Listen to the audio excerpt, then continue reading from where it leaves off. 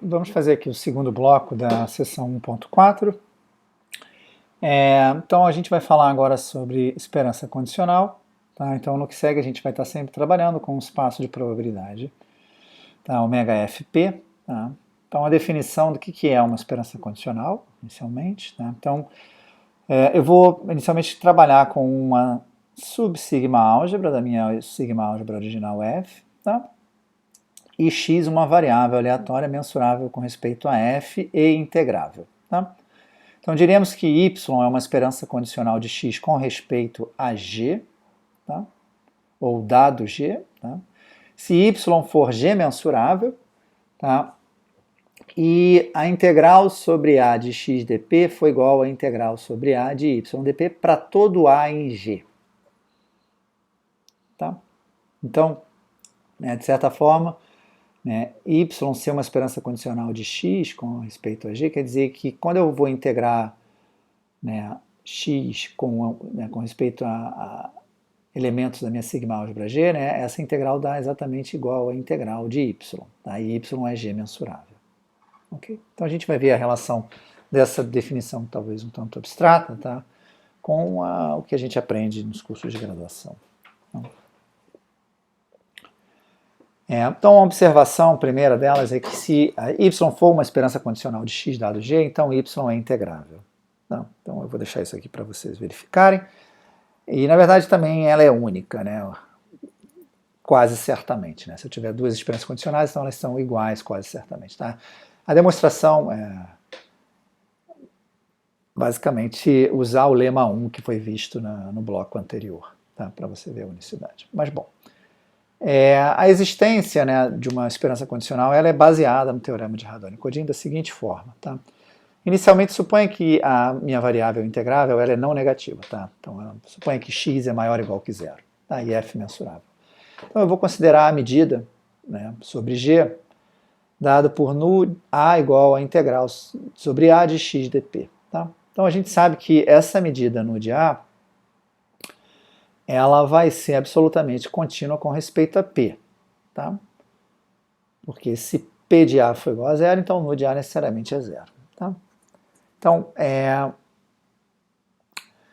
só que aqui no caso x não é G mensurável. Tá? Mas aí o teorema de Radon-Nikodym me diz que de fato existe uma função que é G mensurável, de forma que eu posso escrever nu de A como a integral sobre A de y dp para todo A em f. Tá? Então, se x for maior ou igual que zero, eu tenho a existência da esperança condicional, dada exatamente pelo teorema de Radon-Nikodym. Novamente, a esperança condicional com respeito a uma subsigma álgebra G. Tá? Se G fosse igual a f, trivialmente, eu teria que y seria igual a x. Tá? Não precisa nem usar o teorema de Radon-Nikodym. Mas como G é uma subsigma álgebra, não necessariamente igual a f, você não tem como garantir que a sua y, que existe uma y G mensurável tal que isso aqui seja verdade. Tá? Então isso é garantido exatamente pelo teorema de Radon-Nikodym. Tá? Na verdade ele garante também a unicidade. Bom, aí no caso de uma x integrável, eu faço o mesmo procedimento para a sua parte positiva e para a sua parte negativa. Tá? Então, o teorema 3 de existência e unicidade, ele de certa forma é um corolário do teorema de Radon-Nikodym, tá? Usando esse procedimento que foi explicado no slide anterior. Então, a esperança condicional de uma variável aleatória integrável sempre existe, tá? Além disso, ela é única. Okay? Então, a gente vai ter essa anotação, vou denotar y como uma esperança, dessa forma, é de x barra g, quer dizer, a leitura correta é de x dado g. Tá? Então, a esperança condicional de x dado g. Tá? No que segue, sempre que a gente estiver considerando a esperança condicional de alguma variável, vai estar implícito que essa variável que vai entrar aqui, ela tem que ser integrável, obviamente, para a gente poder falar sobre esperança condicional.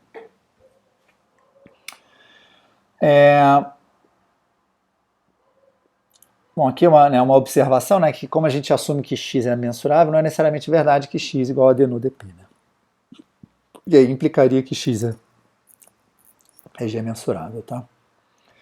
E boa parte dos casos a gente vai estar calculando, né, esperanças condicionais, né, pelo menos como a gente aprende na graduação, né, de uma variável x com respeito à outra. Então, formalmente falando, né, de acordo com, com o que a gente viu nos slides anteriores, né, eu vou definir a esperança condicional de x dado y como a esperança condicional de x dado, né, a sigma álgebra gerada por y. Tá? Então a gente vai ter essa anotaçãozinha aqui.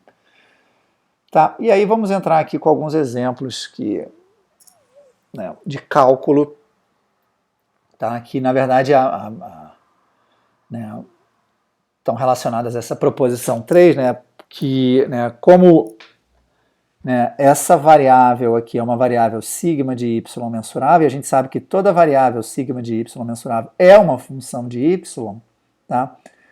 Então, né, segue, né, do que foi visto anteriormente, né, que existe uma função h mensurável, tal que a esperança condicional de x dado y é igual a uma função de y. Tá? Então, o que a gente aprende na graduação é basicamente como calcular essa função h em certos casos. Tá? Então, vamos ver aqui como é que a definição que a gente viu anteriormente se encaixa nesse cálculo. Né?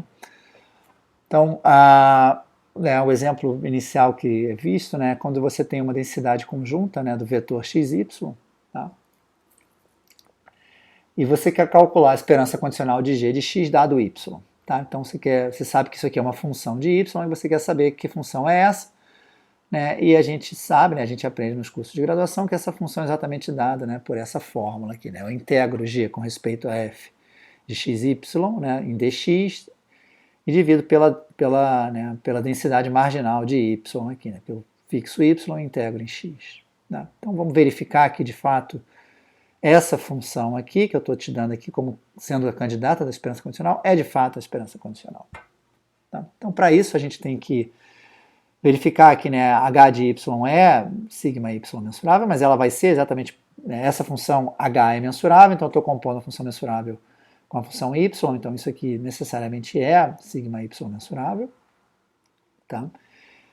E, né, sempre que eu tomar um conjunto que é sigma y, que esteja em sigma de y, né, então ele é necessariamente dado pela imagem inversa de algum boreliano. Tá? Então ele é da forma y pertence a b para algum b boreliano. Tá? Portanto, quando eu escrevo a integral de h de y vezes a indicadora de a, né, que isso aqui é a integral de h, né, de y dp, tá? Então eu posso usar aqui o teorema de mudança de variáveis que foi visto anteriormente, tá? E escrever isso aqui como uma integral com respeito à sua densidade conjunta. Tá? Então né, aqui no caso, como eu estou olhando uma função de y, eu vou escrever isso aqui como uma integral com respeito à densidade marginal de y, que é dada aqui. Né? Eu vou integrar em x e fixar y. Tá? Então isso aqui é usando o teorema da mudança de variável, né? Eu vou escrever isso aqui como a indicadora de b vezes h de y vezes a densidade de y, dy. Tá? A indicadora de b eu jogo para dentro da integral aqui, né? Então vai ficar a integral em b, né? E a função h de y está escrita aqui, né? Que foi a função que eu defini, h de y para y pequeno, né? Vezes essa densidade aqui. E aí note que essa densidade vai cancelar com essa densidade aqui embaixo. Tá? Então o que vai me sobrar? Integral em b da integral de g de x, f de x e y. Tá? Novamente eu jogo o b para fora, vai ficar a indicadora de b de y. Tá?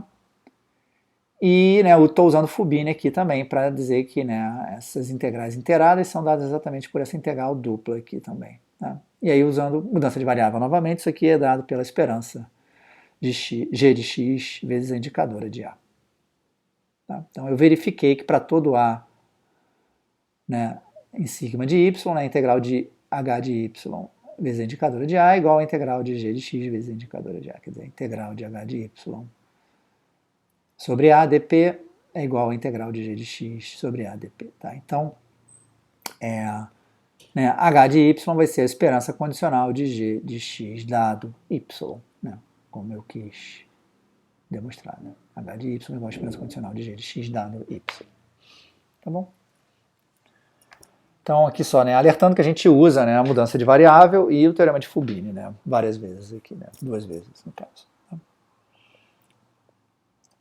Um outro exemplo, né, quando você tem uma sigma álgebra gerada por uma partição do seu conjunto, do seu espaço amostral, tá? Então, a esperança condicional de x dado g, tá, vai ser simplesmente a soma, né, sobre essa sua partição das indicadoras de AI vezes essa, né, E de x vezes a indicadora de AI dividido por P de AI. Tá? É isso aqui eu vou deixar para os estudantes verificarem. Dá um exemplo 4.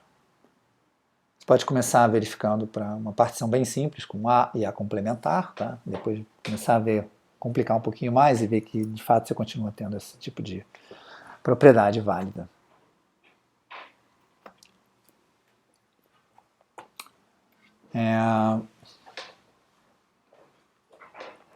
Tem a fórmula de Bayes também, né? Que eu vou deixar também para ser verificada aí pelos estudantes, né? Também os estudantes de estatística já devem conhecer isso aqui bem.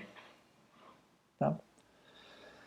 E aí vamos partir aqui para o princípio da substituição, tá?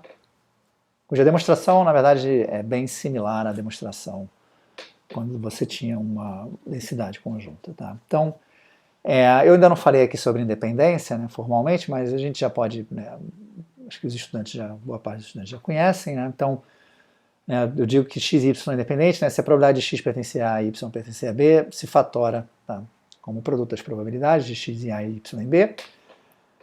Então, suponha que x e y sejam independentes, eu tome g é uma função mensurável, tá, e integrar, tal que g de x, a esperança do módulo de g de x e y seja finita, tá, então se eu quiser calcular a esperança condicional dessa função de g de x e y, dado y, tá, isso aqui é uma função de y novamente, né, e essa função ela é dada exatamente, né, aqui que tá, daqui que vem o princípio da substituição, o que eu faço?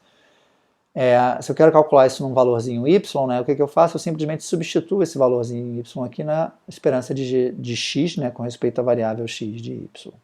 Tá? Então, antes de verificar isso, né, só segue, né, dessa propriedade aqui, né, que, por exemplo, se x for independente de y, né, então a esperança de x dado y é igual a esperança de x. Né? Simplesmente você pega g de x e y igual a x. Tá? Então você vê que isso aqui vai dar, né, esperança de x, aqui, né, uma função constante. Então, para a gente verificar o princípio da substituição, tá? Então, novamente, o que eu tenho que verificar? Primeiro que o meu candidato, né, h de y é sigma y mensurável, mas novamente, né, pelo que a gente, né, h vai ser mensurável, então isso aqui é uma composição também mensurável. E, novamente, se eu tenho um conjunto em sigma de y, então ele é escrito como, né, uma pré-imagem de algum boreliano, né? Portanto, eu posso escrever, né, usando mudança de variáveis, eu posso escrever a esperança de h de y vezes a indicadora de A, né, como a integral, né, a indicadora de B aplicada a y vezes h de y, né, vezes né, com respeito à medida induzida pela função de distribuição de y, tá? Que aqui eu denotei por df y de y. Tá? Mas, bom, eu posso passar essa indicadora para a integral, né, então vai ficar integral sobre B com respeito a essa medida, né, de fy. E, né, o h de y estou escrevendo ele aqui, né, o h de y como é a esperança, né, de h de g da variável x, né, com y fixado, então isso aqui vai ser simplesmente dado, usando novamente a mudança de variável, pela integral de g de xy com respeito à medida, à lei de x, tá? A lei de probabilidade de x. E aí eu uso o teorema de Fubini, né, simplesmente para colocar todo mundo aqui sobre a mesma integral com respeito à medida produto, tá? Da lei de x e da lei de y. E aí, usando mudança de variáveis, né, isso daqui, né, como x e y são independentes, essa integral aqui dá exatamente a esperança de g de x e y vezes a indicadora de A. Tá? Então, novamente, a gente está usando aqui mudança de variáveis e teorema de Fubini para verificar, né, que, de fato, né, essa função h é a esperança condicional de g de x e y dado y. Tá bom? Então, eu vou encerrar aqui o segundo bloco da seção 1.4.